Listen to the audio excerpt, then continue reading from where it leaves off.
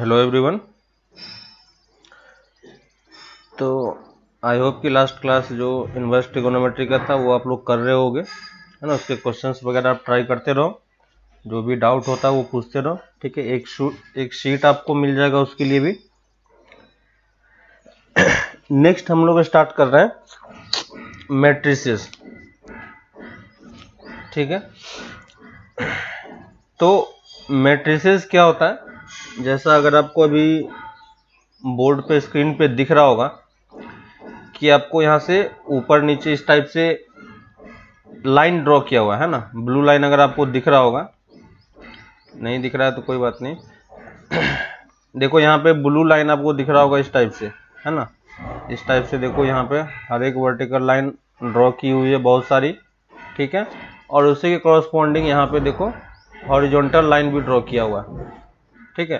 तो vertical line और horizontal line draw करोगे और इस टाइप से चेस बोर्ड टाइप का एक बॉक्स बन जाता है ना। चेस बोर्ड में आपने देखा होगा इस टाइप से बॉक्स, देखो इतने सारे बॉक्स हमारे पास बनते जा रहे हैं, है ना। तो ये जो बॉक्स होता है, अगर मैं इसको यहां से यहां तक मार्क कर दूं, ठीक है। इसको मैं अगर थोड़ा सा छोटा बनाता हूं तो आपको बेटर क्लियर होगा। देखो अगर मैं ऐसे ड्रॉ कर रहा हूं, ठीक ना, इस टाइप से, तो मैंने दो लाइन लिया और यहां से मैं ये एक बॉक्स क्रिएट कर रहा हूं और मैंने यहाँ पे ये हॉरिजॉन्टल लाइन ड्रॉ किया और ये वर्टिकल लाइन ड्रॉ किया, ठीक ना। तो ये वर्टिकल लाइन और ये हॉरिजॉन्टल लाइन है। तो इस टाइप से जो आपको बॉक्स दिखाई दे रहा है ना, यही बॉक्स और यही कंस्ट्रक्शन क्या कहलाता है, यही कंस्ट्रक्शन आपको मैट्रिसेस कहलाता है। जैसे सेम टाइप का आपने कंस्ट्रक्शन कहां पे देखा होगा, एक्सेल शीट में, है ना। तो एक्सेल शीट में आपको इसी टाइप का वर्टिकल लाइन और हॉरिजॉन्टल लाइन से कुछ कुछ प्लेसेस फॉर्म होते हैं, है ना। और जब आप कुछ भी एंटर करते हो, है ना, कुछ भी आप एंटर करते हो तो आप एंटर कहां पे करते हो, एंटर एक्चुअली आप इसी वाले बॉक्स के अंदर में करते हो, है ना। ये वाले बॉक्स में, इस वाले बॉक्स में, यहां पे कुछ फिल कर सकते हो। ये सब एंट्री वाला पॉइंट है जहां पे आप कुछ भी डेटा अपना डाल सकते हो, है ना। इसमें आप कोई नंबर पुट कर सकते हो, कुछ लिख सकते हो आप, है ना, कुछ टेक्स्ट लिख सकते हो, कुछ फंक्शन लिख सकते हो, कुछ भी लिख सकते हो, है ना। तो मैट्रिसेस जो होता है वो इसी टाइप का स्ट्रक्चर होता है, ठीक है। लेकिन हर बार आपको इस टाइप से वर्टिकल और हॉरिजॉन्टल लाइन करके नहीं दिखाई पड़ेगा, ठीक है। तो पहले हम उसका मैट्रिसेस का डेफिनेशन लिख लेते हैं, ठीक है। और उस डेफिनेशन के बेसिस पे समझते हैं कि डेफिनेशन क्या है और उसको हम कैसे रिप्रेजेंट करते हैं, ठीक है। तो पहले एक बार हम डेफिनेशन लिख लेते हैं मैट्रिसेस का। तो मैट्रिसेस का लिखो definition. Matrix is a matrix is an ordered matrix is an ordered rectangular array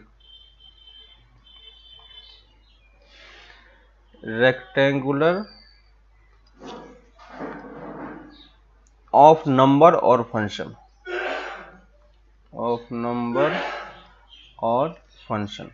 ठीक है। तो यहां पे जो आपका एरे वर्ड यूज हुआ, इस एरे वर्ड के बारे में अभी आपको नहीं सोचना है। एरे वर्ड आप आगे चल के पढ़ोगे तो आपको बेटर समझ में आएगा।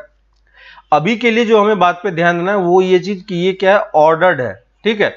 और रेक्टेंगुलर शेप का आपको ये दिखाई दे रहा है ना। तो ये ऑर्डर्ड और रेक्टेंगुलर होना चाहिए और ये किससे कंसिस्ट होना चाहिए, या तो नंबर होना चाहिए या फंक्शन होना चाहिए, है ना। तो ये तीन चार बातें इसमें है। और इसी में जो ये नंबर एंड फंक्शन होता है, इसी में सेकंड पॉइंट लिख लो, इसी का सेकंड पॉइंट, द नंबर और function,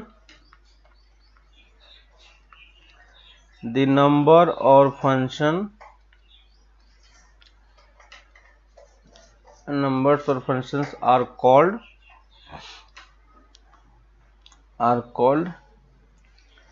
element of the matrices, ठीक है। एलिमेंट और या कहीं कहीं पे एंट्रीज भी बोला जाता है, एंट्रीज ऑफ द मैट्रिसेस, ठीक है। तो देखो पहली चीज जो हमें यहां पे समझ में आ रही है कि ये क्या होता है, एक रेक्टेंगुलर शेप का होता है ना, और ये ऑर्डर्ड पेयर होता है। ऑर्डर्ड पेयर मतलब यहाँ पे इंपॉर्टेंट चीज ध्यान देने वाली बात है कि ऑर्डर्ड पेयर मतलब कि इसका ऑर्डर फिक्स होता है ना, यानी इस पर्टिकुलर प्लेस पे अगर आप कुछ फील करते हो और इस पर्टिकुलर प्लेस पे आप कुछ फील करते हो तो दोनों अलग अलग चीजें हैं, है ना।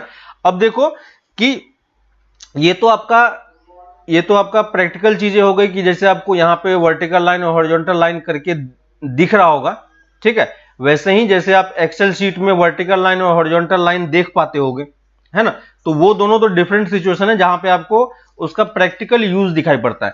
लेकिन अभी के लिए जो हमें पढ़ना है वहां पे क्या होगा, इसी टाइप का शेप होगा, है ना, शेप तो इसी रेक्टेंगुलर शेप का ही बनेगा, ठीक है। लेकिन इसमें जो एलिमेंट्स होंगे वो क्या होगा, या तो नंबर फॉर्म में होगा या फंक्शन के फॉर्म में होगा, ठीक है। जैसे मान लो कि मैं यहां पे पुट करता हूं 1 2 3 4, ठीक है, 5 6 7 8, इस टाइप से मैंने एक बनाया, ठीक है। तो यहां पे जो आप मैट्रिसेस को ड्रॉ करते हैं, मैट्रिसेस को हम इस तरीके से प्लॉट करते हैं, देखो, है ना, इस टाइप से आप स्क्वायर जो आपका बड़ा ब्रैकेट है ना, उस ब्रैकेट के अंडर में आप इस टाइप से एलिमेंट को शो करते हो, ठीक है।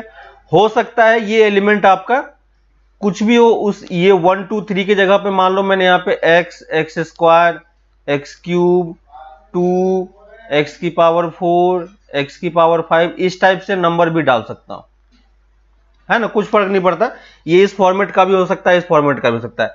लेकिन यहाँ पे स्ट्रक्चर को हमें ध्यान देना है कि मैट्रिक्स का स्ट्रक्चर कैसा होगा, ठीक है। तो जब भी आपको मैट्रिसेस शो करना होगा हमेशा क्या करना होगा, एक इस टाइप से आपको ब्रैकेट्स लगाना होगा पहले, ठीक है।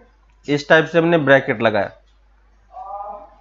और एक बार अगर आप ये ब्रैकेट लगा देते हो तो आपके पास अंदर में जो है, अंदर में प्लेसेस फिक्स हो जाता है, ठीक है।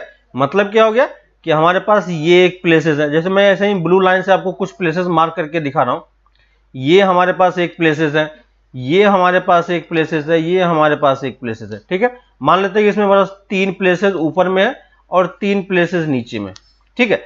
इसका मतलब ये हो गया कि इसमें आप सिर्फ इसी प्लेसेस पे कोई भी एलिमेंट को फिल कर सकते हो, या तो आप यहां फिल करोगे, यहां फिल करोगे, यहां करोगे, है ना। इस टाइप से टोटल आपके पास प्लेसेस कितने हो गए, 6 प्लेसेस हो गए, है ना। तो आपके पास ये 6 प्लेसेस है, यानी आप इस मैट्रिसेस में सिर्फ कितने एलिमेंट पुट कर सकते हो, 6 एलिमेंट ही पुट कर सकते हो, ठीक है। एक और चीज जो हमें ध्यान रखना है, अभी बुक के लिए जो आप पढ़ोगे तो वहां पे जो कैपिटल लेटर होता है, कैपिटल लेटर से हम क्या करते हैं, मैट्रिसेस को डिनोट करते हैं, है ना। तो पॉइंट बना के लिख लो, या आप क्वेश्चन करोगे तो आपको समझ में आ ही जाएगा, है ना। Capital letters are used to denote a matrix, है ना। तो अगर आप कैपिटल लेटर यूज करोगे, जैसे आपको बताना है कि ये मैट्रिक्स हमारे पास है, तो उसको हम ए मैट्रिक्स बोल सकते हैं, बी मैट्रिक्स बोल सकते हैं, सी मैट्रिक्स बोल सकते हैं, इस टाइप से आप उसको मैट्रिसेस में डिनोट कर सकते हो, ठीक है।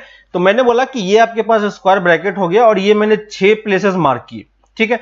तो अब मुझे कैसे पता चलेगा कि किस मैट्रिसेस में कितना प्लेसेस अवेलेबल है या नहीं है ना। तो ये चीज हमें थोड़ा सा सीखना है कि किसी भी मैट्रिसेस में कैसे हमें पता चलेगा कि उसमें कितने एलिमेंट हम पुट कर सकते हैं या नहीं कर सकते हैं, ठीक है। तो यहां पे देखो कि जब भी आप देखो यहां पे जैसे ये वाला पार्ट था, है ना, ये जो मैंने आपको ड्रॉ करके बताया था, इस वाले में देखो ये जो ग्रिड मैंने बना के रखा हुआ आपका, यहां पे इस वाले पार्ट में ऊपर से अगर आप देखोगे, है ना, ऊपर से नीचे की तरफ देखोगे इस टाइप से, तो ये क्या कहलाता है, एक कॉलम कहलाता है, ठीक ना।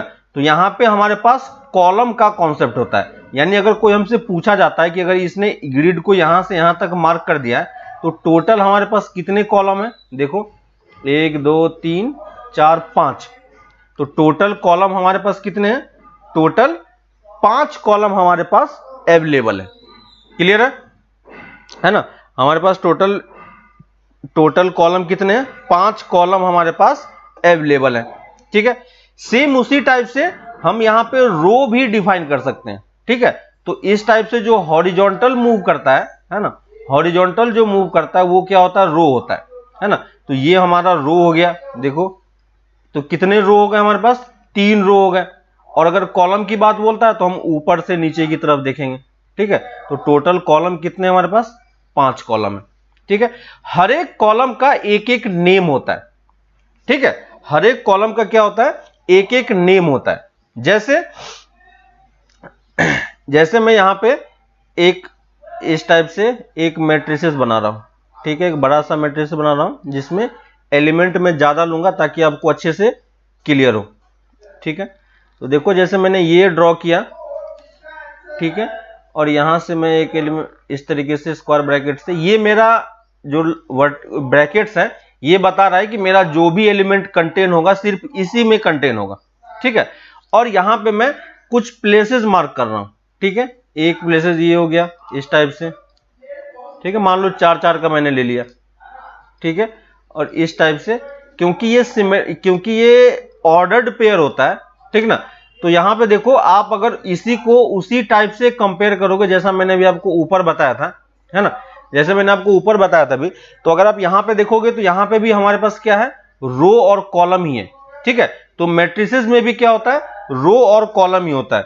जो आप हॉरिजॉन्टल डायरेक्शन में काउंट करते हो, है ना, इस डायरेक्शन में जो काउंट करोगे तो वो हमारा क्या कहलाएगा, रो कहलाएगा, ठीक है। तो यहां पे देखो हमारे पास कितने रो है, तो आपको करना क्या है, सिंपली एक इमेजिनरी लाइन आप ड्रॉ करके देखो, है ना, कि उस रो में जो एलिमेंट है वो सब एक लाइन पे आ रहा है कि नहीं, है ना। एक यहां पे आ रहा है, एक यहां पे आ रहा है, एक यहां पे आ रहा है, एक यहां पे आ रहा है। इसके अलावा अगर कहीं और आप लाइन ड्रॉ करोगे तो उसमें कोई एलिमेंट नहीं है, ठीक है। तो इसके लिए कितने रो हो गए, 4 रो हो गए, क्लियर है ना। तो इसको हम क्या करेंगे, नाम दे देते हैं R1, R2, R3 और R4, ठीक है। तो ये मैट्रिसेस का नेमिंग होता है R1, R2, R3, R4 से लेके, ठीक है। इसका हम यूज कैसे करेंगे अभी मैं आपको बता रहा हूं। वैसे ही हम इसका कॉलम भी डिफाइन कर सकते हैं। कॉलम कैसे करेंगे, आप वर्टिकल लाइन ड्रॉ करो, उस लाइन के वर्टिकल लाइन में आपके पास सारे एलिमेंट आने चाहिए, है ना। अगर आप यहां पे ड्रॉ करोगे तो यहां पे कोई एलिमेंट नहीं है, तो ये हमारे लिए कॉलम में काउंट नहीं होगा, है ना। तो ये क्या हो गया हमारे लिए, कॉलम्स, है ना। तो इसमें कॉलम्स कितने हैं, जितने भी कॉलम्स होंगे उसको मैं स्टार्टिंग नाम यहां से C1, C2, C3 और C4 नाम दे रहा हूं, क्लियर है सबको, है ना। तो ये हमारा क्या हो गया, रो हो गया, ठीक है। और ये हमारा क्या हो गया, कॉलम हो गया। तो आपको ये अब ये समझ में आ रहा है कि हमेशा क्या होगा कि आपका रो और कॉलम से मिलके एक मैट्रिसेस फॉर्म होगा, ठीक है। कोई भी आप मैट्रिसेस फॉर्म करोगे हमेशा आपके पास क्या होगा, कुछ ना कुछ नंबर ऑफ रोज होंगे और कुछ ना कुछ नंबर ऑफ कॉलम्स होंगे, है ना। तो अब यहां पे देखो अगर कोई हमसे पूछता है कि इसमें कितने रो है, तो मैं क्या बोल सकता हूं, इसमें 3 रोज है ना। और कितने कॉलम है, तो 4 कॉलम है।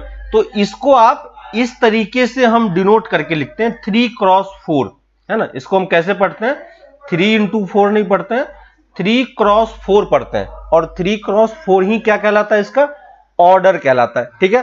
तो पहली चीज जो यहां पे इंपॉर्टेंट चीज है कि आपका हर एक मैट्रिक्स का क्या डिफाइन होना चाहिए, आपके पास ऑर्डर डिफाइन होना चाहिए, है ना। और ऑर्डर किस फॉर्मेट का होता है, इस टाइप से m क्रॉस n फॉर्मेट का होता है। m किसको बताएगा, m किसको बताएगा, जो फर्स्ट एलिमेंट हो यहां पे m क्रॉस n में जो फर्स्ट एलिमेंट है ये आपको क्या बताएगा, नंबर ऑफ रोज, ठीक है।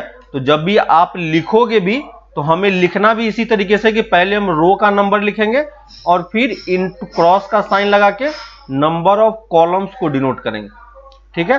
तो अगर किसी ने हमें m क्रॉस n लिख के दे दिया है, इसका मतलब उसका क्या होगा, m रोज होंगे और n कॉलम्स होगा। जैसे किसी ने यहां पे 3 क्रॉस 4 लिखा है, इसका मतलब ये क्या हो गया कि इसमें 3 रोज एंड 4 कॉलम्स हैं, है ना।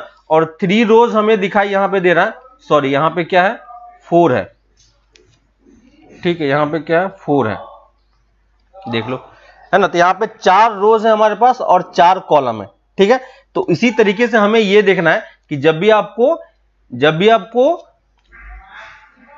आपको डिफाइन करना हो कि किसमें कितने रोज है कितने कॉलम है, तो आपको इसी तरीके से 4 क्रॉस 4 के, यहां पे हमने 4 क्रॉस 4 लिया है, ठीक है। अगर मैं एक और रो यहां पे नीचे में ऐड कर देता, ठीक है, अगर मान लो मैं यहां पे एक और कॉलम यहां पे ऐड कर देता, तो ये क्या बन जाता, फिर कितने हो जाते, कितने इसमें रो हो जाते, एक रो मैंने ऐड कर दिया तो ये क्या हो जाता, हमारा R5 हो जाता है कि नहीं, ये क्या हो जाता तो मुझे यहां पे क्या लिखना पड़ता, 5 क्रॉस 4 लिखना पड़ता। क्लियर है, समझ में आ रहा है ना। तो अगर आपको है ना, तो जब भी कोई आपको मैट्रिसेस देगा तो सबसे पहले हमें यह डिफाइन करना है कि उसमें उस मैट्रिक्स का ऑर्डर क्या है। ठीक है, उस ऑर्डर के बेसिस पे ही हम ये जो प्लेस मैंने मार्किंग किया है, इस प्लेस का मार्किंग आप कर पाओगे, है ना। और आपको ये पता चलेगा कि हमें इसमें कितना एलिमेंट हम पुट कर सकते हैं, है ना। तो जैसे 5 क्रॉस 4 है, तो आप यहां पे काउंट करोगे तो टोटल कितना एलिमेंट आप यहां पे पुट कर पाओगे, 40 एलिमेंट पुट कर, सॉरी 20 एलिमेंट पुट कर पाओगे, है ना। तो अगर आपके पास ऑर्डर डिफाइन किया हुआ है तो ऑर्डर के साथ ही आप क्या डिफाइन कर सकते हो, नंबर ऑफ एलिमेंट भी डिफाइन कर सकते हो। ठीक है, तो सेकेंड लिख लो, number of element in a matrix. एक मैट्रिक्स में नंबर ऑफ एलिमेंट कितना होगा, m इंटू एन। अगर उसका ऑर्डर m क्रॉस n का है तो उसमें नंबर ऑफ एलिमेंट कितने हो जाएंगे, m इंटू एन हो जाएगा, है ना। तो डायरेक्टली आप ऑर्डर देख के, है ना, डायरेक्टली आप क्या कर सकते हो, ये जो हमारे पास ऑर्डर है, ये हमारे पास जो ऑर्डर है, ऑर्डर को देख के आप डायरेक्टली नंबर ऑफ एलिमेंट भी बता सकते हो, है कि नहीं। इजी है समझना, है ना। नंबर ऑफ एलिमेंट भी बता सकते हो। तो नंबर ऑफ एलिमेंट यहां पे कितना हो जाएगा, 5 इंटू 40 20, 5 इंटू 4 20, है ना। तो कभी भी इसको 5 इंटू 4 को मल्टीप्लाई करके यहां पे 20 नहीं लिखना है। क्लियर है कि नहीं। यहां पे जब हम डिनोट करेंगे तो वो 5 क्रॉस 4 के टर्म्स में ही डिनोट करेंगे, ताकि सामने वाले को पता चल जाए, या कोई हमें अगर देगा तो वो भी आपको यही चीज बता के देगा कि इस मैट्रिसेस में आपके पास 5 रो और 4 कॉलम है। क्लियर है। और आपको अब ये समझ में आ रहा होगा कि देखो 5 रो और 4 कॉलम जहां जहां पे मीट करेगा, ठीक है, जैसे पहला कॉलम हमारे पास ये है, ठीक है, और दूसरा कॉलम यहां पे ये है, ठीक है। तो अगर आप सारे कॉलम को ड्रॉ करके देखोगे, ठीक है, देखो मैं सारे कॉलम को ड्रॉ कर रहा हूं, सारे कॉलम को मैं ड्रॉ करके दिखा रहा हूं आपको, ठीक है। ये देखो मैंने 5 रो ड्रॉ किया और 4 कॉलम मैं ड्रॉ कर रहा हूं। देखो 5 रो और 4 कॉलम कितने पॉइंट पे इंटरसेक्ट कर रहे होंगे, कितने पॉइंट पे इंटरसेक्ट कर रहे होंगे, 20 पॉइंट्स पे इंटरसेक्ट कर रहे होंगे, जो कि आपको नंबर ऑफ एलिमेंट यहां पे दिख रहा होगा कि 20 एलिमेंट्स हमारे पास आया था, है ना। तो वर्टिकल और हॉरिजॉन्टल और रो और कॉलम को अगर आप लाइन से ड्रॉ करोगे तो जहां जहां पे इंटरसेक्ट होता है उसी पॉइंट पे हमें क्या करना होता है, एलिमेंट को पुट करना होता है। ठीक है, तो अब आपको ये समझ में आ गया होगा कि हमें एलिमेंट कहां पे पुट करना है। क्लियर है कि नहीं। तो अगर आपको नंबर ऑफ प्लेसेस फाइंड करने की, किस प्लेसेस पे कितने एलिमेंट, किस मैट्रिसेस में कितने एलिमेंट है ना, और उस एलिमेंट का पोजीशन क्या होगा, तो वो आपको पोजीशन अब दिखाई पड़ रहा होगा कि जहां जहां पे हॉरिजॉन्टल और वर्टिकल लाइन कट करेगा, है ना, उसी प्लेसेस पे आपको एलिमेंट को फिट करना है। ठीक ना, उसी पॉइंट पे आप एलिमेंट में नंबर पुट कर सकते हो या कोई भी फंक्शन पुट कर सकते हो, है ना। तो जैसे मैंने ऊपर में जो ये मार्किंग करके बताया था आपको कि ये मैंने 6 प्लेसेस ले लिया, ठीक है। तो 6 प्लेसेस मैंने अपने आप से कैसे चूज किया, क्योंकि यहाँ पे अगर आपसे कोई पूछता है कि इस मैट्रिसेस का ऑर्डर कितना होगा, तो कितना ऑर्डर बोलेंगे, तो पहले हम रो काउंट करेंगे, कितने रो है, 1 रो 2 रो, तो यहाँ पे मैं 2 लिखूंगा। और कॉलम कितने हैं, 1 2 3, है ना। तो इसमें कितने कॉलम है, 3 कॉलम है। तो अगर मुझे इसका ऑर्डर बताना होगा तो मैं 2 क्रॉस 3 बताऊंगा, और 2 क्रॉस 3 से मुझे पता चल जाएगा कि इसमें एलिमेंट कितने हैं, 6 एलिमेंट है। तो उस 6 एलिमेंट के लिए जो मैंने 6 प्लेसेस बनाए थे, ये 6 प्लेसेस मैंने इसलिए 6 ही बनाया था, है ना, क्योंकि इसका ऑर्डर 2 क्रॉस 3 का है, जिसमें 6 से ज्यादा एलिमेंट आप पुट नहीं कर पाओगे। क्लियर है। और साथ ही मैंने सिर्फ यही पोजीशन क्यों फिक्स किया, ये पोजीशन इसलिए फिक्स किया क्योंकि इसी पोजीशन पे आपका हॉरिजॉन्टल लाइन और वर्टिकल लाइन देखो कट कर रहा है। ठीक है, तो जहां जहां पे कट कर रहा है बस मुझे उसी पॉइंट पे क्या करना है, एलिमेंट्स को फिल करना है। क्लियर है। अब लेकिन आप मान लो कि किसी ने यहां पे फिल कर दिया एलिमेंट को, ठीक है, किसी ने यहां पे फिल कर दिया, तो मुझे कैसे पता चलेगा कि उसने कहां पे फिल किया। ठीक है, अगर उसने फिगर ड्रॉ करके दे दिया है तब तो आप समझ जाओगे, है ना, कि यहां पे इस प्लेस पे फिल किया हुआ है। लेकिन मान लो कि उसने फिल नहीं किया, उसने मान लो कि ये बोला कि मैंने इस मैट्रिसेस में 2 एलिमेंट पुट किया है, एलिमेंट नंबर 2 पुट किया है, तो आप पूछोगे कहां पे पुट किया है कि नहीं। तो आप पूछोगे कहां पे पुट किया, तो वो क्या आंसर देगा आपको, है ना, और वो जो आंसर देगा उस आंसर से क्या आप सेटिस्फाई हो पाओगे कि आपके पास क्या वो इमेज बनेगा कि इस पोजीशन पे हमारा एलिमेंट फिक्स हुआ है ना। तो अभी हमें कुछ पता नहीं चल रहा है, तो इसके लिए क्या किया जाता है कि जितने भी प्लेसेस हैं हर प्लेस का एक एक नेम कर दिया जाता है ना। हर प्लेस का क्या कर दिया जाता है, एक एक नेमिंग कर दिया जाता है। जैसे अगर कोई मुझसे ये पूछता है कि इस प्लेस का नाम क्या बोलोगे और इस प्लेस का पोजीशन क्या बोलोगे, तो इस प्लेस का पोजीशन में क्या बोलूंगा 1,1। ठीक है, 1,1 1,1 मतलब क्या हो गया कि पहला रो पहला कॉलम। ठीक है, पहले हम स्टार्ट करेंगे इसी तरीके से, पहले हम रो काउंट करेंगे फिर कॉलम काउंट करेंगे, है ना। तो यहां पे जो 1,1 लिखा हुआ है 1,1 एक्चुअली में प्लेस है ना। कौन सा प्लेस है, पहले रो का पहला कॉलम। तो अगर आपको कोई बोलता है कि मुझे पहले रो के पहले कॉलम में पहुंचना है तो आप डायरेक्टली ये मार्किंग कर सकते हो, है ना। अगर किसी ने बोला कि मैंने एलिमेंट 5 पुट किया, नंबर 5 पुट किया 1,1 पे, तो अब आपके पास एक प्लेस का इमेज आपके माइंड में फॉर्म हो रहा होगा कि एक ऐसा मैट्रिक्स होगा जिसके पहले पोजीशन पे इसने क्या फिल किया होगा, 5 फिल किया होगा। क्लियर है। तो इस टाइप से हर एक जो पोजीशन है सबका एक नेमिंग किया गया।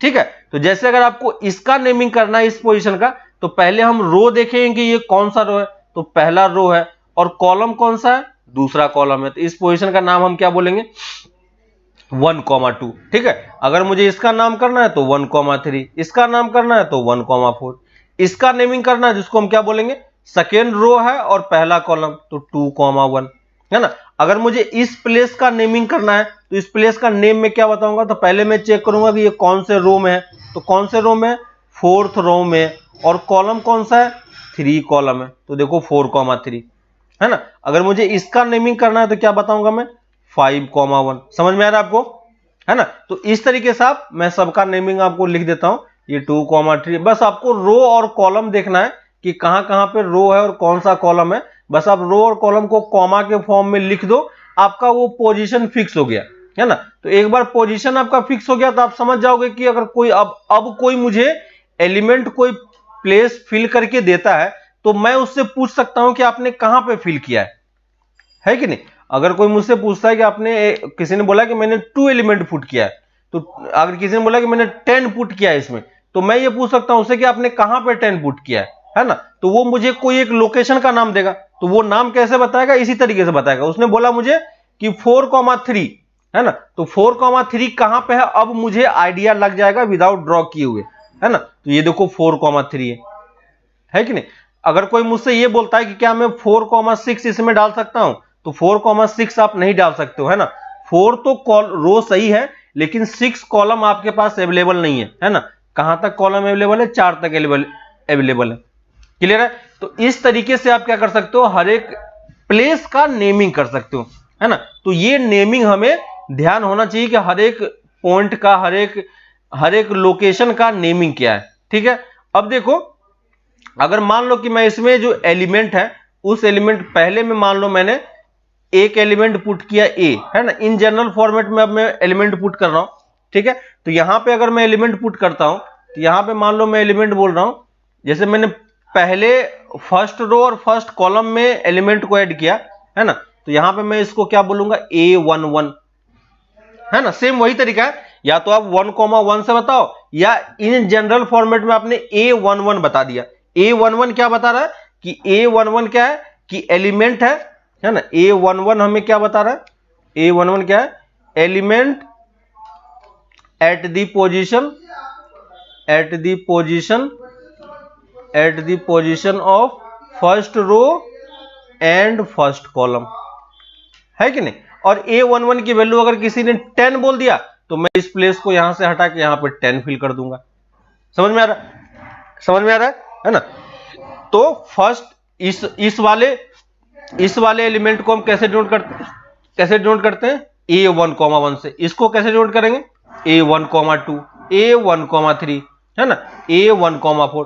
तो इन जनरल फॉर्मेट में जैसे इसे दिखाना है तो क्या बताऊंगा मैं A3,3, इसे बताना है तो A4,2, इसे बताना है तो A5,4, है ना, 5,3, A2,4, है ना, A24। यहां पे इसमें हम कॉमा यूज नहीं करेंगे, यहां पे आप डायरेक्टली लिखोगे तो A31, है ना, A41, A22, A43, है ना। इस टाइप से आप कितने भी टाइप के ऐसे आप एलिमेंट लिख सकते हो, है ना। और ये हमारा क्योंकि मैट्रिसेस ए है ना, तो यहां पे मैट्रिसेस को डिनोट करने का एक और तरीका होता है ना। तो नोटेशन देख लो कि यहां पे मैट्रिक्स का नोटेशन क्या है, ठीक है।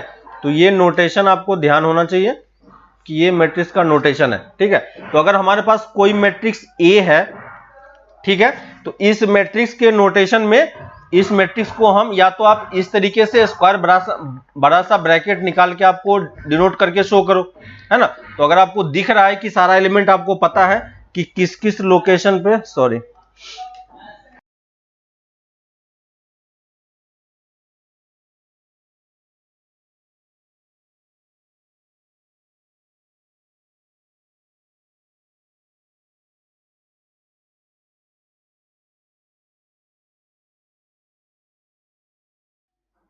ठीक है।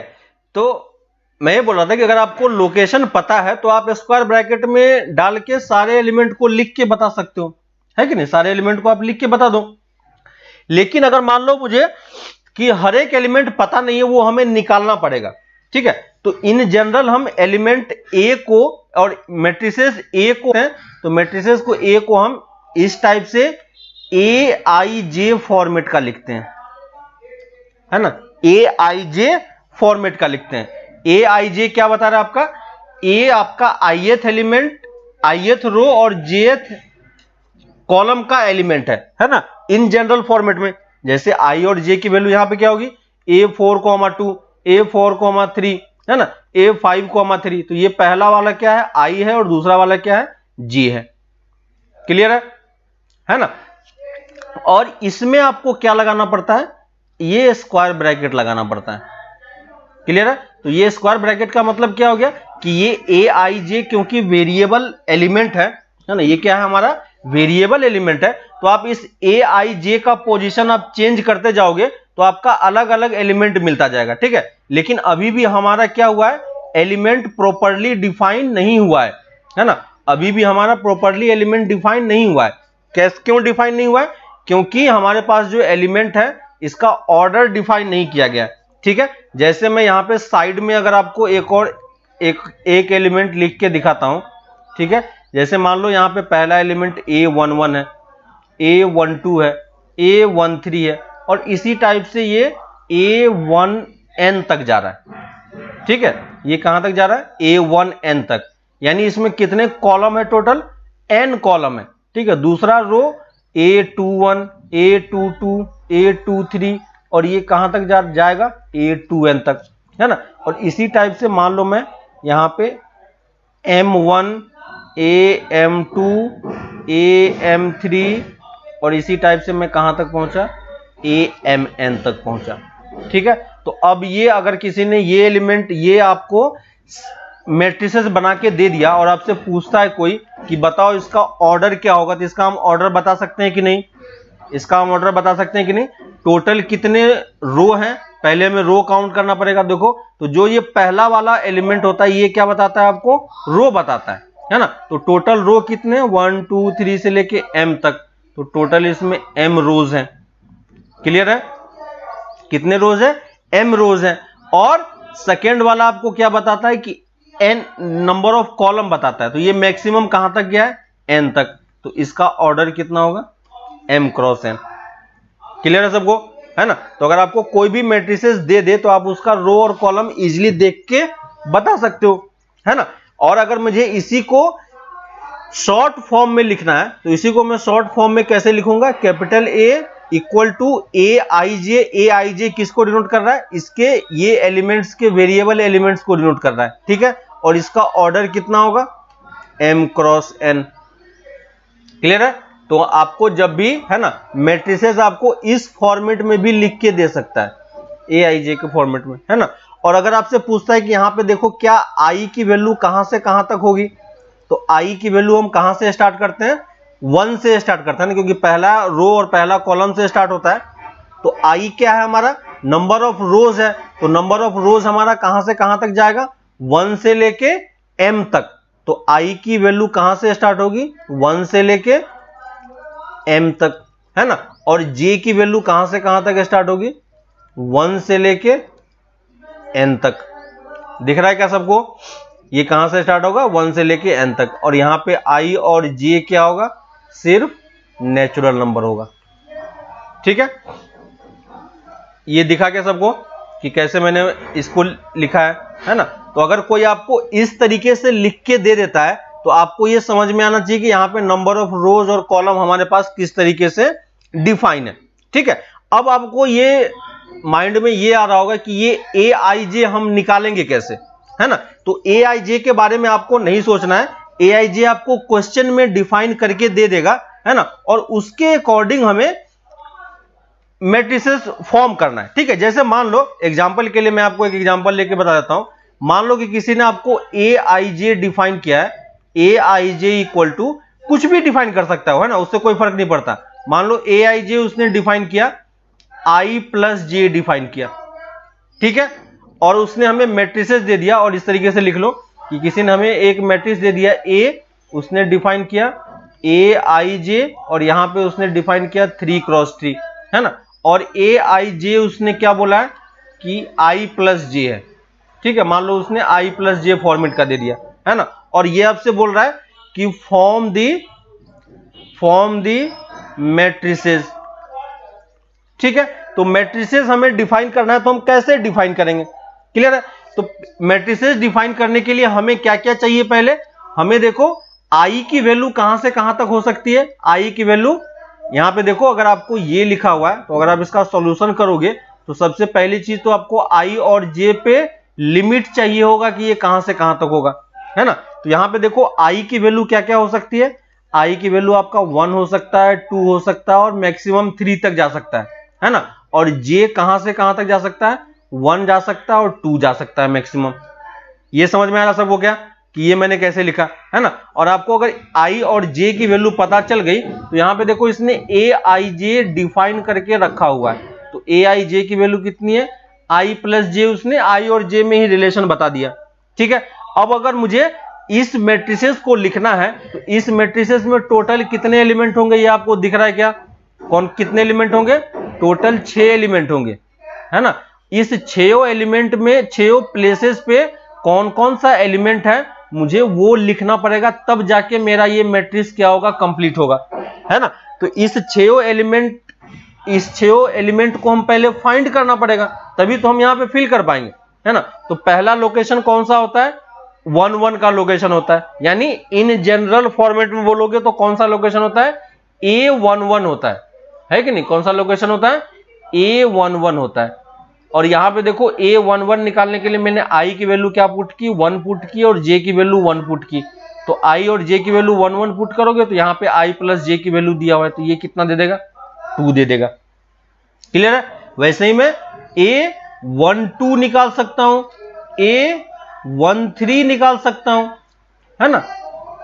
4 हो गया। मैं A14 निकाल सकता हूं, 5 हो गया। मैं A16 निकाल सकता हूं, 7 हो गया, है कि नहीं? देखो इस टाइप से अगर मान लो यहां पर मैं A5 निकालता हूं तो ये 6 हो जाएगा, A16 निकाल सकता हूं, ये 7 होगा। इस टाइप से मैं बहुत सारे एलिमेंट निकाल सकता हूं, है ना? लेकिन आप मुझे बताओ कि क्या ये मैं बाकी सारा एलिमेंट लिखना पॉसिबल है इस पर्टिकुलर मैट्रिक्स के लिए, है ना? इस मैट्रिक्स में मैं सिर्फ कहां तक जा सकता हूं? आई की वैल्यू 1 से लेके 3 तक, है ना? तो आई मेरा पहला एलिमेंट है, तो पहला मैंने 1 पुट किया, है ना? और जे की वैल्यू कहां से कहां तक जा सकती है? 1 से लेके 2 तक जा सकती है सिर्फ, है ना? तो जे एलिमेंट देखो हमारा क्या है? 1 और 2 यहां तक आ चुका है। यानी ये जो सारा एलिमेंट आपने कैलकुलेट किया है, ये सारा एलिमेंट हमारे लिए किसी भी काम का नहीं है कि नहीं? ये हमारे क्या है? किसी भी काम का नहीं है ना? और यहां पे जब आप मैट्रिसेस फिल करोगे तो हमारे पास ऑर्डर कितना है? यहां पे ये सही कर लो, हमारे पास ऑर्डर कितने का है? 3x2 का है। 3x2 का मतलब कितने रो होंगे? 3 रो होगा। तो ये मेरा पहला रो हो गया, ये मेरा दूसरा रो हो गया, ये मेरा तीसरा रो हो गया, है ना? तो 6 एलिमेंट आपका इस तरीके से फिल होगा। ठीक है, तो ये जो सारा एलिमेंट आपने A13, A14, A15 ये सब कैलकुलेट किया, ये सब एक्चुअली में कोई काम का ही नहीं है हमारे पास, है ना? क्यों? क्योंकि J की वैल्यू जो है वो सिर्फ कितनी हो सकती है? 1 से 2 तक हो सकती है। क्लियर है? अब हमने A11 फाइंड कर लिया, तो अब हम क्या फाइंड कर सकते हैं? I की वैल्यू अब 2 पुट करो, तो A21 कर सकते हैं और A22 कर सकते हैं। A21 कितना होगा, I प्लस जे करना है बस।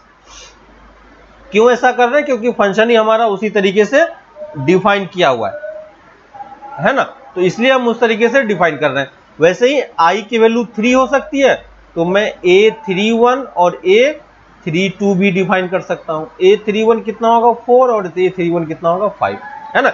इसके अलावा आप कभी भी A23 नहीं निकालोगे, A33 नहीं निकालोगे। क्यों नहीं निकालेंगे, क्योंकि हमारे पास I और J का वैल्यू फिक्स है, सिर्फ इतना ही वैल्यू आप इस पर्टिकुलर क्वेश्चन के लिए निकाल सकते हो, है ना। क्वेश्चन के ऑर्डर पे डिपेंड करेगा कि आपका ऑर्डर क्या है, उसके हिसाब से आप I और J आपका फिक्स हो जाएगा, है ना।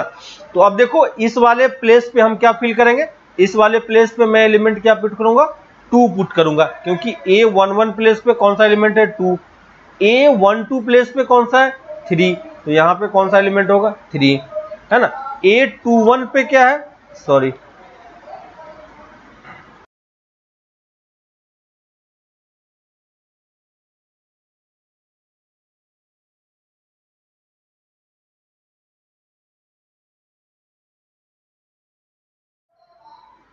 ठीक है।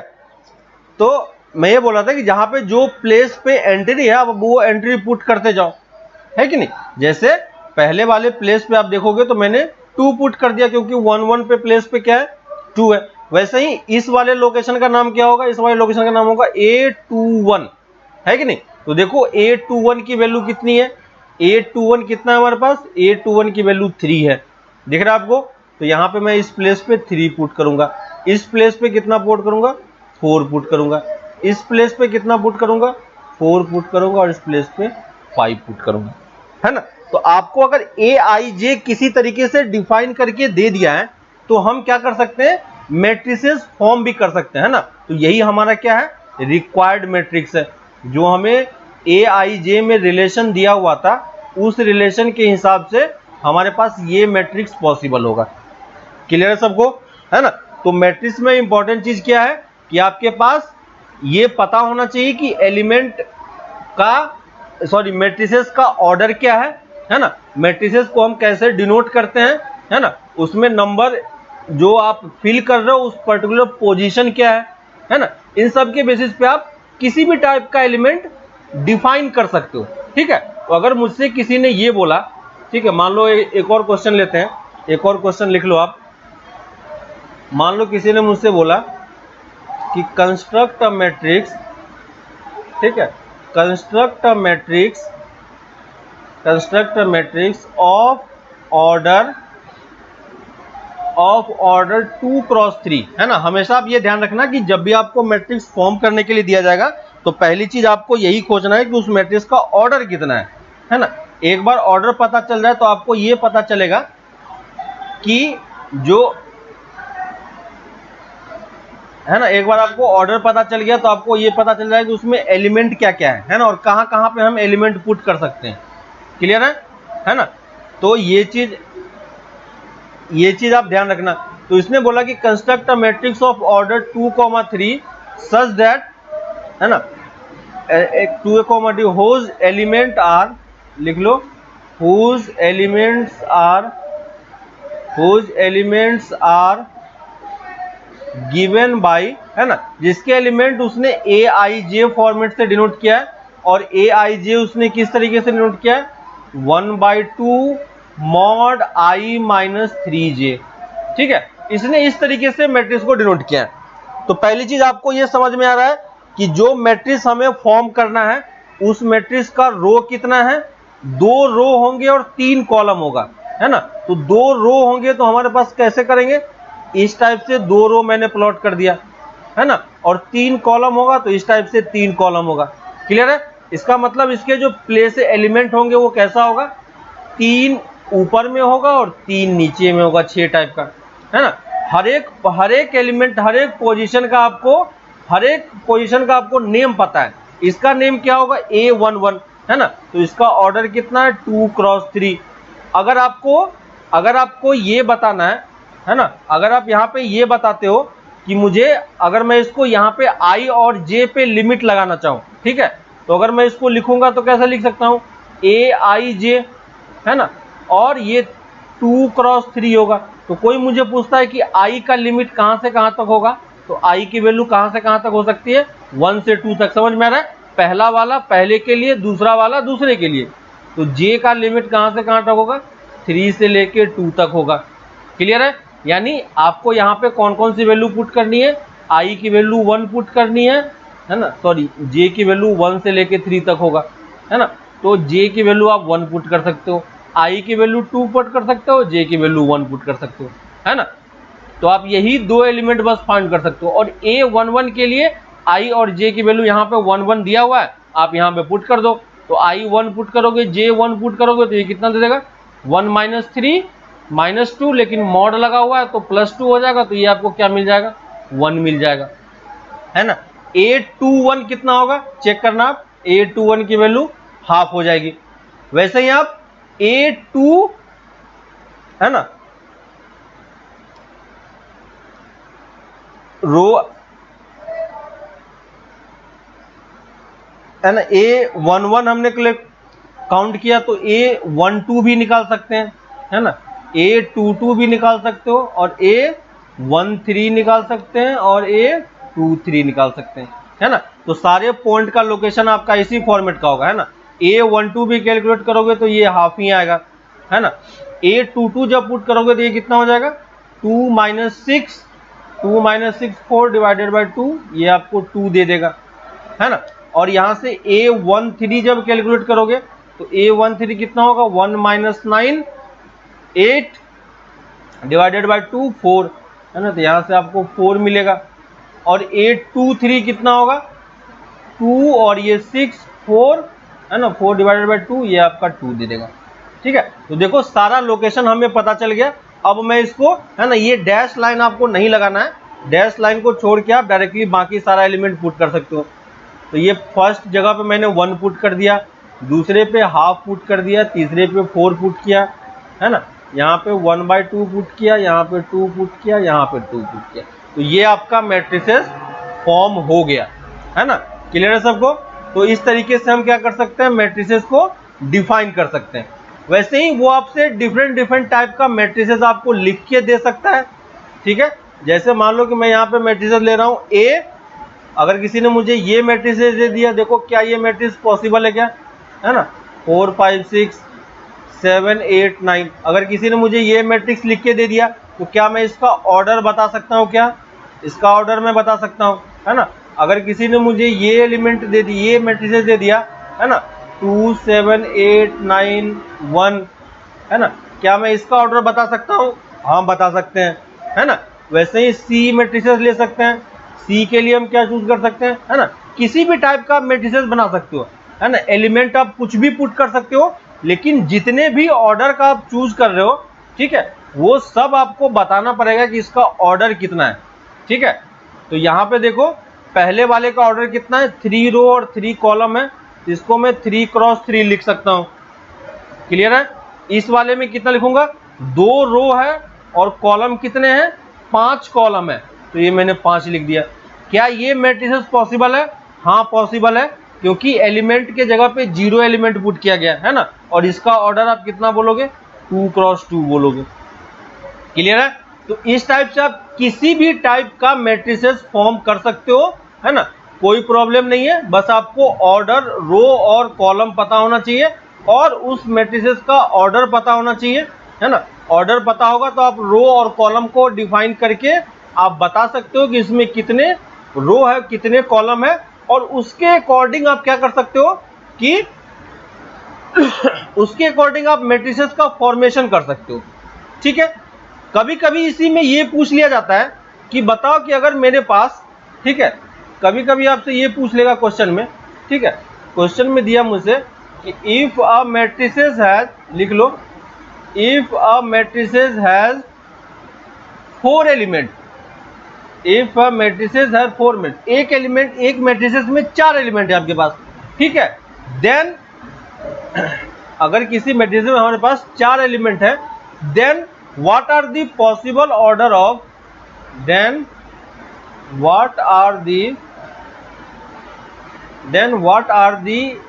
possible order of मैट्रिसेस, है ना।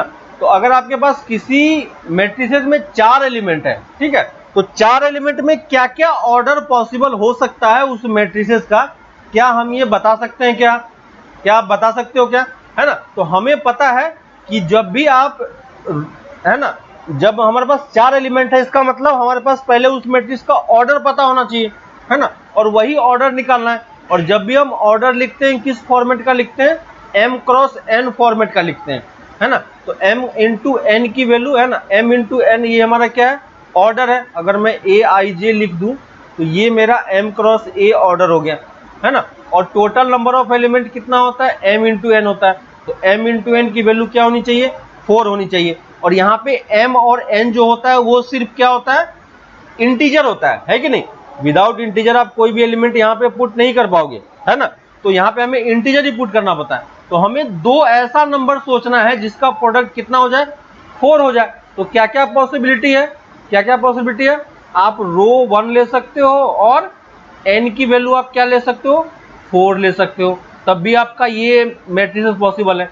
आप 4 ले सकते हो या 1 ले सकते हो तो भी ये मैट्रिसेस पॉसिबल है, या 2 इंटू 2 ले सकते हो तो भी ये मैट्रिसेस पॉसिबल है ना। तो पॉसिबल ऑर्डर क्या क्या हो सकता है? आपका पॉसिबल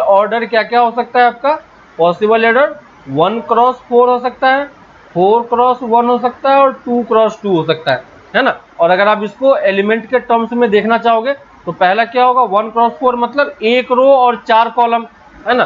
तो A11 हो सकता है, A12 हो सकता है, A13, A14 ऐसा हो सकता है आपका, या नहीं तो A11 हो सकता है, A21 हो सकता है, A31 हो सकता है, A41 हो सकता है। देखो ऐसा हो सकता है। और या नहीं तो A11, A12, A21, A22। Clear है। तो ये देखो, ये हमारा क्या है? 1 क्रॉस 4 का एलिमेंट है, ये 4 क्रॉस 1 का मैट्रिसेस है, ये 2 क्रॉस 2 का एलिमेंट है ना। तो यहाँ पे देखो, जो मैंने एलिमेंट शो किया इसलिए बोला था कि ये क्या है? ऑर्डर्ड होता है ना। यहाँ जो मैट्रिसेस आपका फॉर्म होता है वो एक पर्टिकुलर ऑर्डर में फिक्स होता है। ये A11, A12, A13 और यहाँ पे भी देखो एलिमेंट उसी फॉर्मेट में लिखा हुआ है, लेकिन ये दोनों क्या है? अलग अलग चीजों को डिनोट कर रहा है। इन दोनों को हम सेम नहीं बोल सकते, है ना। नंबर ऑफ एलिमेंट अगर सेम है तो उससे हम मैट्रिसेस को सेम नहीं बोलेंगे। क्यों नहीं बोलेंगे? क्योंकि यहाँ पे पोजीशन का नेमिंग फिक्स होता है ना। ये नेम और ये नेम दोनों सेम नहीं है, इसलिए आप इसको कभी इक्वल नहीं बोलोगे, है ना। तो ये आपके पास 4 पॉसिबल केसेस हो सकता है। अगर मान लो if a matrices has 8 element, if a matrices has 8 element, अगर मान लो 8 एलिमेंट होता तो पॉसिबल ऑर्डर आप क्या बताते? बता सकते हो क्या, है ना। तो हमें देखना है कि इसका जो नेचुरल नंबर का मल्टीपल है वो हमें खोजना है कि कौन कौन सा मल्टीपल मिलके हमें 8 देगा। तो एक कौन सा पॉसिबल है? 1 क्रॉस 8 पॉसिबल है। दूसरा 8 क्रॉस 1 पॉसिबल है। समझ में आ रहा है क्या? दूसरा कौन सा पॉसिबल है? आप 2 क्रॉस 4 ले सकते हो और 4 क्रॉस 2 भी ले सकते हो। और कोई ऐसा नंबर पॉसिबल है क्या जिसका प्रोडक्ट आपको 8 मिले, है ना, इंटीजर में? तो ये पॉसिबल नहीं है। तो यही इसके 4 पॉसिबल ऑर्डर यहाँ पे मिल सकता है आपको इस पर्टिकुलर केस के लिए। क्लियर है ना। तो इस तरीके से हम यहाँ पे मैट्रिसेस को डिफाइन करते हैं, ठीक है। तो मैट्रिसेस को डिफाइन करने के लिए आप A लिखोगे, एक स्क्वायर ब्रैकेट लिखोगे और उसके अंदर जितने भी इसका ऑर्डर होगा, है ना, मान लो m क्रॉस n ऑर्डर का है, तो हर एक पोजीशन पे आप क्या करोगे?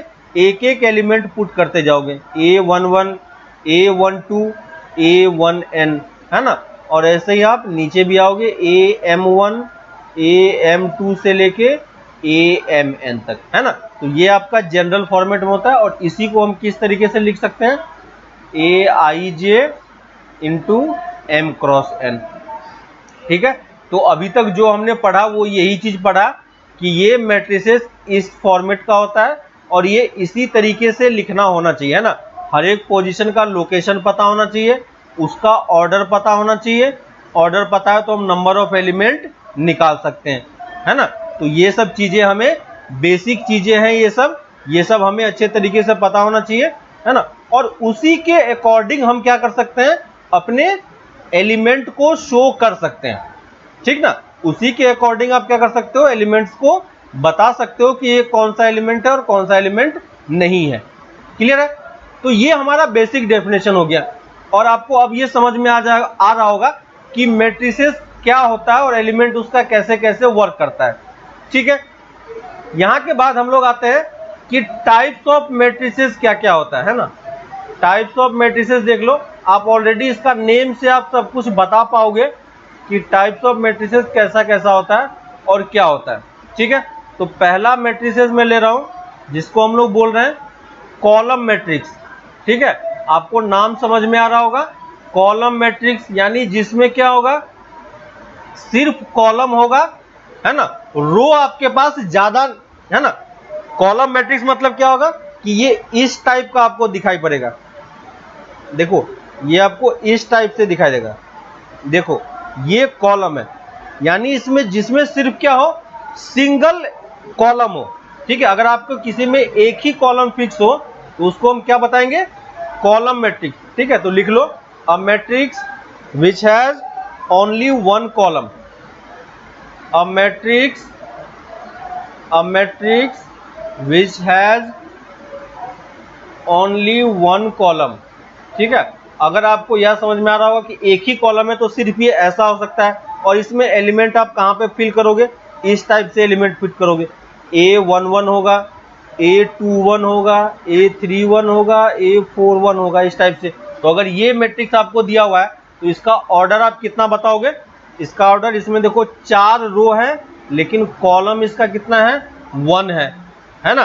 तो ये क्या हो जाएगा, कॉलम मैट्रिक्स हो जाएगा। इस टाइप से आप कैसे भी कितने भी एलिमेंट का कॉलम मैट्रिक्स आप डिफाइन कर सकते हो, ठीक है। जैसे मान लो मैंने A11, A21 और इस टाइप से मैंने AM1 डिफाइन किया, है ना। तो ये इसमें देखो एक ही कॉलम हमें दिखाई दे रहा है और इसमें रो कितने हैं, M रो है, तो इसका हम ऑर्डर क्या बोलेंगे, M क्रॉस 1, है ना। इसका हम ऑर्डर क्या बोलेंगे, M क्रॉस 1, है ना।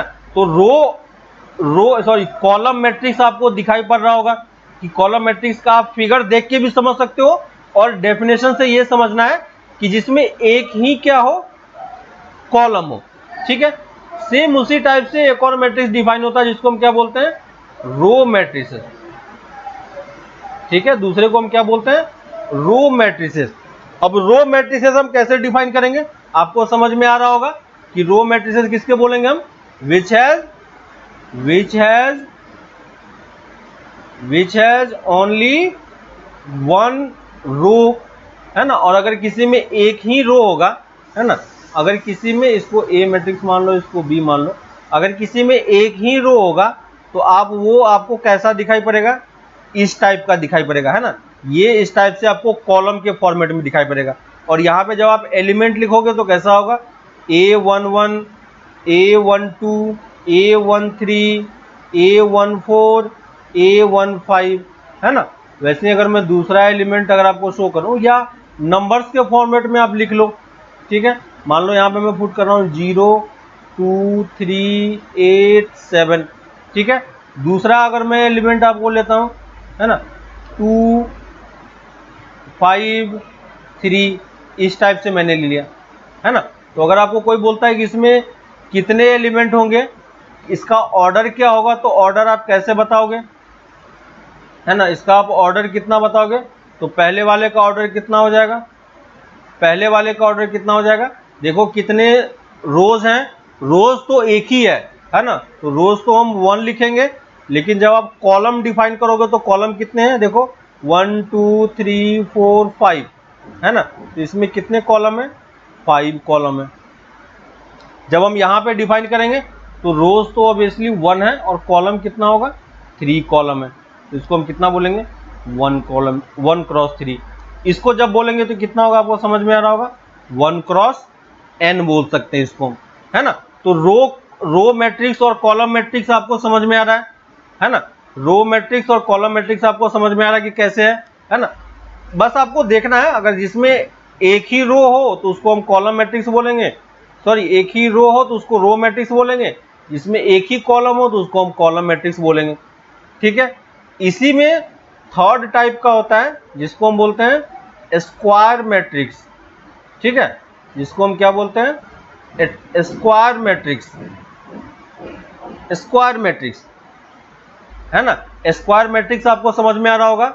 स्क्वायर किस टाइप का होता है, जिसमें हाई विड्थ और हाइट क्या होता है, सेम होता है ना। और अगर आप उसको मैट्रिक्स के फॉर्म में डिनोट करोगे तो इसका मतलब क्या हो गया कि जिसमें रो और कॉलम क्या होना चाहिए, सेम होना चाहिए, है ना। रो और कॉलम क्या होना चाहिए, सेम होना चाहिए।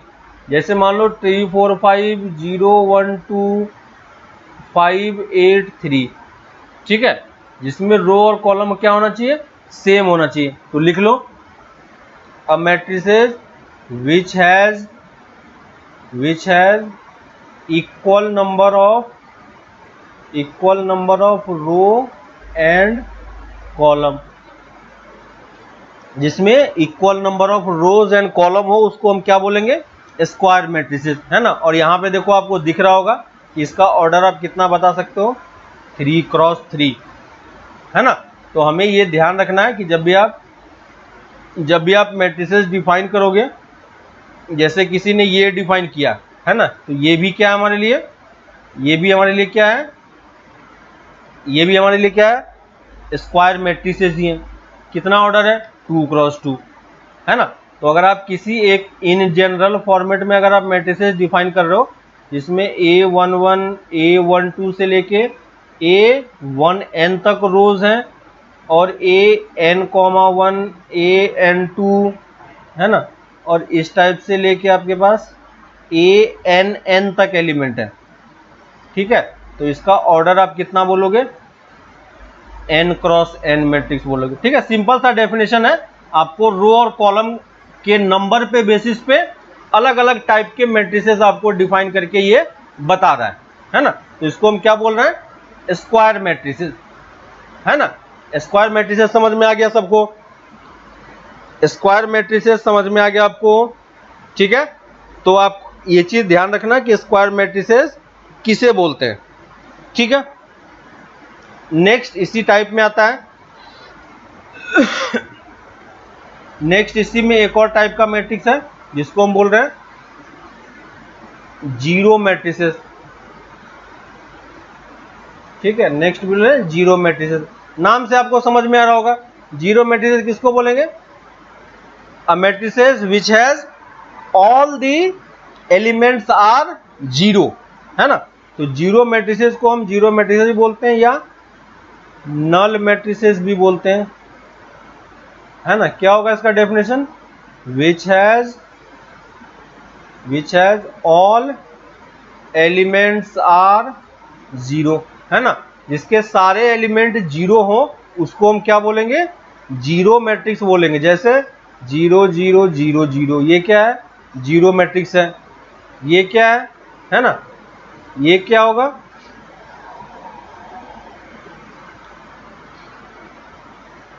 ये क्या है, जीरो मैट्रिक्स हो सकता है ना। जैसे सी टाइप का मैं डिफाइन कर रहा हूं, है ना। तो जीरो मैट्रिक्स भी होगा तो उसका भी क्या होगा, ऑर्डर होगा। इसका ऑर्डर कितना है, 2 क्रॉस 2, समझ में आ रहा है। इसका ऑर्डर कितना होगा,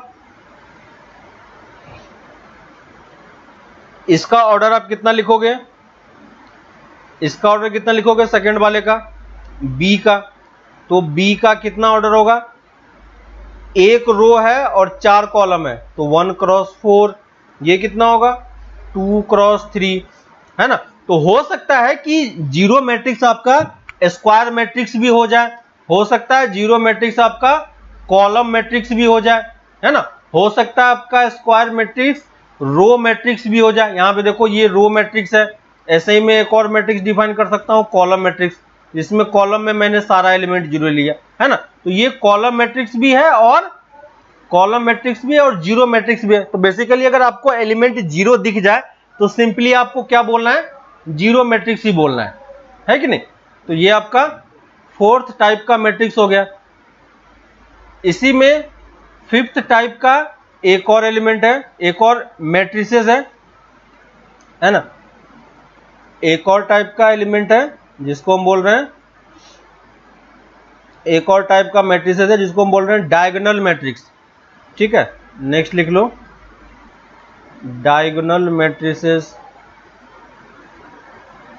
डायगोनल मैट्रिसेस में क्या होगा कि आपके पास जो भी डायगोनल्स हैं उस डायगोनल्स के अलोंग, है ना, डायगोनल्स के अलोंग क्या होगा आपका नॉन जीरो एलिमेंट होगा। ठीक है, और बाकी और अदर एलिमेंट क्या हो जाएगा आपका जीरो हो जाएगा। ठीक है, जैसे है ना, यहां पे देखो डायगोनल एक वर्ड आया, तो डायगोनल को मैं समझा देता हूं आपका कि जैसे आपके पास ये मैट्रिक्स होता है ना, तो ये मैट्रिक्स, और पर्टिकुलरली हम क्या करते हैं स्क्वायर मैट्रिक्स के टर्म में ही हम डायगोनल डिफाइन करते हैं। ठीक है, तो जैसे मान लो कि यहाँ पे मैं चार एलिमेंट का ले रहा हूँ 2 3 4 5 है ना, 0 1 3 2, मैं ऐसे ही रैंडम कुछ भी एक नंबर आपको यहाँ पे शो कर रहा हूँ। ठीक है, और उस रैंडम नंबर के बेसिस पे मैं यहाँ पे आपको कुछ बता रहा हूँ, देखो है ना 3 2 1 0 0 0। ठीक है, तो यहाँ पे आपको दिख रहा होगा ये कितने क्रॉस का एलिमेंट है, 4 क्रॉस 4 का एलिमेंट है ना।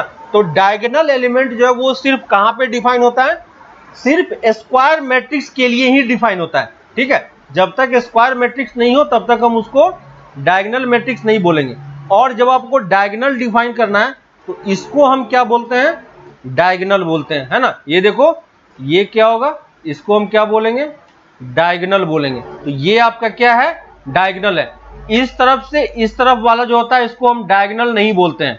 ठीक है, तो जब आपको डायगोनल बोला जाए तो ये इसको डायगोनल बोलता है, या कभी कभी इसको प्रिंसिपल डायगोनल भी बोला जाता है। ठीक है, तो बेसिकली डायगोनल जब भी बोले कि डायगोनल है तो डायगोनल में हमें सिर्फ यही एलिमेंट को चूज करना है, और इसी लाइन के अलोंग जो जो एलिमेंट आपका पड़ रहा है सिर्फ वही एलिमेंट लिखना है। जैसे इसका एलिमेंट का लोकेशन क्या है, A11 है, इसका लोकेशन क्या है, A22 है, इसका लोकेशन क्या है, A33 है, इसका लोकेशन क्या है, A44 है ना। तो आपको ये समझ में आ रहा है क्या, आपको ये समझ में आ रहा है कि डायगोनल हम कहां पे डिफाइन करेंगे। डायगोनल हमेशा हमें कहां पे डिफाइन करना है, हमेशा इसी डायरेक्शन में आपको डिफाइन करके बताना है। क्लियर है कि नहीं, हमेशा इसी डायरेक्शन में आपको, यही हमारा डायगोनल एलिमेंट कहलाएगा, है ना, और ये डायगोनल कहलाएगा। ठीक है, तो डायगोनल मैट्रिसेस अगर हम बोलते हैं तो डायगोनल मैट्रिसेस का डेफिनेशन क्या होगा वो लिख लो, अ स्क्वायर मैट्रिसेस। ठीक है, डेफिनेशन लिख लो, a square matrices, a square matrix, a square matrix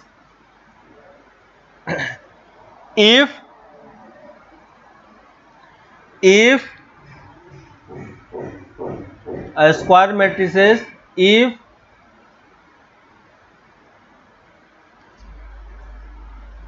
which has non-zero element on its diagonal, है ना, और लिख लो on its diagonal and non-diagonals elements are zero। ठीक है, ऑल नॉन डायगोनल एलिमेंट। ठीक है, देखो यहाँ पे डायगोनल और नॉन डायगोनल की बात हो रही है। ठीक है, तो आपको पता है कि जब भी हम स्क्वायर मैट्रिक्स डिफाइन करते हैं, है ना, तो स्क्वायर मैट्रिक्स में आपके पास क्या करना होगा, अगर आपको स्क्वायर मैट्रिक्स डिफाइन करना है ना, अगर आपको स्क्वायर मैट्रिक्स डिफाइन करना है तो इस टाइप से आपका स्क्वायर मैट्रिक्स डिफाइन होगा। ठीक है, तो ये देखो 3 क्रॉस 3 का लिया, इसमें आपको ये देखना है कि अगर इसको आप डायगोनल बोलोगे या नहीं। तो इसके लिए हमें करना क्या है कि ये जो आपका डायगोनल है, इस डायगोनल पे एलिमेंट आपका जीरो नहीं होना चाहिए, है ना, इस डायगोनल का एलिमेंट आपका जीरो नहीं होना चाहिए। क्लियर है, क्लियर है ना। इसमें आपको क्या करना है कि ये देखना है कि डायगोनल्स के एलिमेंट आपके क्या होने चाहिए, जीरो नहीं होने चाहिए, और सारे एलिमेंट जीरो नहीं होने चाहिए। ठीक है, अगर मान लो ये एलिमेंट भी जीरो है तो भी कोई प्रॉब्लम नहीं है। ठीक है, क्योंकि बाकी दो एलिमेंट आपका क्या है, जीरो नहीं है ना। तो डायगोनल के सारे एलिमेंट आपके जीरो नहीं होना चाहिए, और डायगोनल को छोड़ के जितने भी एलिमेंट आपको दिखाई दे रहे हैं वो सारे एलिमेंट क्या होने चाहिए, आपके जीरो होने चाहिए। क्लियर है? तो डायगोनल को छोड़ के जितने भी एलिमेंट है वो सब क्या होगा, आपका जीरो होगा, लेकिन डायगोनल के सारे एलिमेंट आपका क्या होना चाहिए, जीरो नहीं होना चाहिए। ठीक है, एक एलिमेंट जीरो हो सकता है, कोई दिक्कत नहीं है। ठीक है, दो एलिमेंट भी जीरो हो सकता है तो भी कोई प्रॉब्लम नहीं, उसको भी आप डायगोनल बोल सकते हो। ठीक है, लेकिन अगर सारे एलिमेंट, डायगोनल के एलिमेंट भी जीरो हो गए और ये एलिमेंट भी जीरो हो गया तो ये कौन सा मैट्रिक्स बन जाएगा, जीरो मैट्रिक्स बन जाएगा, है ना। तो इसलिए डायगोनल बोलने के लिए जब आप डायगोनल बोलते हो तो डायगोनल वाले लाइन पे जो एलिमेंट है वो सारे एलिमेंट क्या होने चाहिए, आपके जीरो नहीं होने चाहिए। क्लियर है ना। आप इस तरीके से भी डिफाइन कर सकते हो, -1 0 2 0, ये भी क्या है, 2 क्रॉस 2 का एलिमेंट है, और ये भी क्या है, डायगोनल मैट्रिसेस है ना। तो इस टाइप से आप किसी भी टाइप का एलिमेंट आप डिफाइन कर सकते हो, -2 0, है ना, और है ना, इस टाइप से। मान लो ये मैंने ले लिया 2 3 4, है ना। अगर आपके पास डायगोनल अगर आपके पास स्क्वायर मैट्रिक्स नहीं है, ये देखो ये कितना मैट्रिक्स है, 2 क्रॉस 3 का मैट्रिक्स है। तो जब आपके पास 2 क्रॉस 3 का मैट्रिक्स होगा तो क्या हम उसमें डायगोनल डिफाइन करेंगे, डायगोनल डिफाइन नहीं करेंगे, है ना। तो यहाँ पे देखो पहला लाइन क्या लिखा हुआ है, अ स्क्वायर मैट्रिक्स, है ना।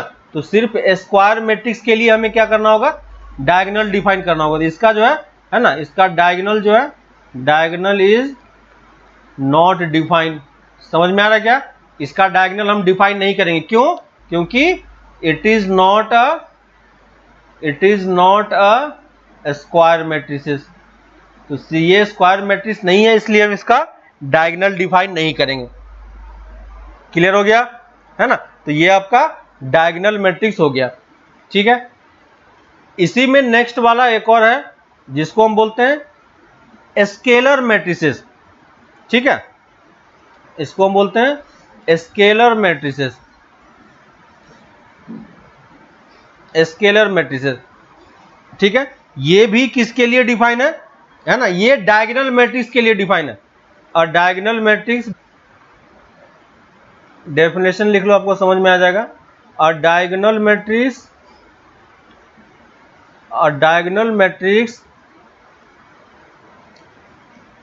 whose diagonal elements are equal, whose diagonal elements are equal। इसका मतलब क्या हो गया कि स्केलर मैट्रिक्स क्या होता है, अपने आप में एक स्केलर मैट्रिक्स अपने आप में एक डायगोनल मैट्रिक्स ही होता है, और डायगोनल मैट्रिक्स अपने आप में क्या होता है, स्क्वायर मैट्रिक्स होता है ना। तो स्केलर मैट्रिक्स भी क्या हो जाएगा, आपका स्क्वायर मैट्रिक्स ही होगा, है ना। तो स्केलर मैट्रिक्स भी किसके लिए डिफाइन है, स्क्वायर मैट्रिक्स के लिए ही डिफाइन है। लेकिन यहाँ पे डिफरेंस क्या है ना, यहाँ पे डिफरेंस क्या है, यहाँ पे, है ना, यहाँ पे आपके पास डिफरेंस क्या है, जैसे 1 0 0, ये भी 0 होगा, ये 2 0 0 0 3, है ना। तो ये क्या है हमारा, ये हमारा डायगोनल मैट्रिक्स है ना। ये क्या हमारा 3 क्रॉस 3 स्क्वायर मैट्रिक्स के लिए डिफाइन होगा, और ये हमारा क्या है, डायगोनल मैट्रिक्स है। ठीक है, ये हमारा स्केलर मैट्रिक्स नहीं है। स्केलर मैट्रिक्स के लिए क्या होना पड़ेगा, स्केलर मैट्रिक्स के लिए डायगोनल, पहले तो हमें इसे डायगोनल बनाना पड़ेगा, है ना। यानी नॉन डायगोनल एलिमेंट सारे क्या हो जाएंगे, आपके जीरो हो जाएंगे, है ना। समझ में आ रहा है, सारे नॉन एलिमेंट जीरो है। और यहाँ पे जो डायगोनल वाला पार्ट है वो सारा पार्ट आपका क्या होना चाहिए, सेम होना चाहिए और इक्वल होना चाहिए। अगर ये 1 है तो सारा एलिमेंट आपका 1 1 1 हो, है ना। अगर ये 2 है तो सारा एलिमेंट 2 2 2 हो। अगर 3 है तो सारा एलिमेंट 3 3 3 टाइप का होगा, है ना। तो ये 3 क्रॉस 3 का ही है, इसको हम क्या बोलेंगे, स्केलर मैट्रिक्स, है ना। तो स्केलर मैट्रिक्स और डायगोनल मैट्रिक्स में डिफरेंस समझ में आ रहा सबको क्या, है ना। डायगोनल मैट्रिक्स और स्केलर मैट्रिक्स में समझ में आ रहा है कि डायगोनल मैट्रिक्स में सारा एलिमेंट जो है वो डायगोनल का नॉन जीरो तो होगा ही, लेकिन सबको हमें इक्वल नहीं करना है। अगर सबको इक्वल कर दोगे तो वो क्या बन जाएगा, स्केलर मैट्रिक्स बन जाएगा। ठीक है, नेक्स्ट हम लोग आते हैं, एक और लास्ट डेफिनेशन है जिसको हम बोल रहे हैं आइडेंटिटी मैट्रिक्स। ठीक है, 6 और 7th ये इंपॉर्टेंट मैट्रिक्स है, ये याद रखना। 7th वाला मैट्रिक्स याद रखना, इसको हम बोल रहे हैं आइडेंटिटी मैट्रिक्स। इसको हम क्या बोल रहे हैं, आइडेंटिटी मैट्रिक्स। ठीक है, आइडेंटिटी मैट्रिक्स क्या होता है ये भी डायगोनल्स मैट्रिक्स टाइप का ही होता है, जिसमें क्या होता है ना, लिख लो डायगोनल्स मैट्रिक्स, आइडेंटिटी मैट्रिक्स, ये भी एक टाइप का डायगोनल मैट्रिक्स ही है। ठीक है, matrix whose all diagonal elements are, है ना, whose diagonal elements are equal to 1, है ना, ये पर्टिकुलरली फिक्स है, equal to 1 and all other elements are 0। ठीक है, और ये भी क्या होता है, एक स्क्वायर मैट्रिक्स ही होता है। ठीक है, तो ये भी लिख लो, ये भी स्क्वायर मैट्रिक्स के लिए ही डिफाइन है ना। तो आइडेंटिटी मैट्रिक्स अगर स्क्वायर मैट्रिक्स नहीं होगा तो उसके लिए ये डिफाइन नहीं होता है। जैसे एग्जाम्पल के लिए आप देखोगे, है ना, तो आइडेंटिटी को मैं यहाँ पे किससे डिनोट करते हैं, आई से डिनोट करते हैं। कहीं पे अगर आई लिखा हुआ है और यहाँ पे देखो इस टाइप से मैंने लिखा, है ना, 2 क्रॉस 2 का मैट्रिक्स है आइडेंटिटी मैट्रिक्स, है ना। ये क्या होगा, 1 0 0 0 1 0 0 0 1, ये क्या है, 3 क्रॉस 3 का आइडेंटिटी मैट्रिक्स है। ठीक है, 4 क्रॉस 4 का भी आप डिफाइन कर सकते हो, है ना, आप किसी भी टाइप से डिफाइन कर सकते हो। बस ये ध्यान रखना है कि वो स्क्वायर मैट्रिक्स होना चाहिए और डायगोनल का सारा एलिमेंट 1 होना चाहिए और बाकी सारा एलिमेंट आपका 0 होना चाहिए, है ना। तो ये भी क्या एक तरीके से डायगोनल मैट्रिक्स ही है, लेकिन पर्टिकुलरली एलिमेंट यहाँ पे 1 है, इसलिए हम इसको क्या बोलेंगे, इसको हम आइडेंटिटी मैट्रिक्स बोलते हैं। ठीक है, और कभी कभी इस चीज को डायरेक्टली ऐसे लिखा जाता है I2 क्रॉस 2। ठीक है, तो I2 क्रॉस 2 का मतलब क्या हो गया, कि आपको यह समझना है कि ये आइडेंटिटी, I मतलब आइडेंटिटी हो गया, 2 क्रॉस 2 मतलब ऑर्डर 2 क्रॉस 2 का है, और क्योंकि आइडेंटिटी है तो डायगोनल पे एलिमेंट क्या होंगे आपके, 1 1 ही होगा, है ना। ये क्या बन जाएगा आपका, इसको I3 क्रॉस 3 भी लिखा जाता है, इसको I4 क्रॉस 4 भी लिखा जाता है। क्लियर हो गया सबको, है ना, कि इस तरीके से हम यहां पे आइडेंटिटी मैट्रिक्स डिफाइन करते हैं, है ना। तो इतने टाइप के हमारे पास क्या है, इतने टाइप के हमारे पास क्या है, मैट्रिसेस होते हैं। ठीक है, तो ये मैट्रिक्स का डेफिनेशन एक बार आप देख लेना। ठीक है, तो आप क्वेश्चंस को कर पाओगे अच्छे तरीके से। ठीक है, तो यहां तक हम आज रख रहे हैं, यहां तक के बाद आप बाकी क्वेश्चन बाद में हम लोग ट्राई करेंगे। ठीक है, तो इसके बाद नेक्स्ट क्लास में हम लोग इसी का आगे वाला पार्ट कंटिन्यू करेंगे। अभी के लिए आप एक्सरसाइज 3.1, ठीक है, इसके बाद आप एक्सरसाइज 3.1 क्वेश्चन नंबर 1 से लेके क्वेश्चन नंबर 5 तक। ठीक है, एक्सरसाइज 3.1 में आप क्वेश्चन नंबर 1 से लेके क्वेश्चन नंबर 5 तक ट्राई करो। ठीक है, सारे क्वेश्चन आपसे हो जाएंगे। इसका नेक्स्ट वाला पार्ट हम लोग कल स्टार्ट करेंगे। तो आज के लिए हम लोग इतना ही रखना है। साथ ही आज आपको एक इनवर्स ट्रिगोनोमेट्री का शीट मिल जाएगा जिसमें हमको प्रैक्टिस करना है ना। आपने उसका बाकी सारा पार्ट आपने कंप्लीट कर लिया होगा आई होप। ठीक है, तो एक शीट मिल जाएगा और ये 5 क्वेश्चन इजी क्वेश्चन है ना। तो मैट्रिसेस काफी इजी वाला पार्ट होता है, इसमें कुछ भी टफ नहीं है। डेफिनेशन आपके पास ही बेसिकली है और बाकी सब कैलकुलेशन होता है। ठीक है, तो इसमें आपका मार्क्स कहीं भी कटता नहीं है। ठीक है, तो ये 5 क्वेश्चन आप ट्राई करो, फिर हम लोग इसी को आगे नेक्स्ट क्लास में कंटिन्यू करते हैं। ठीक है, चलो बाय।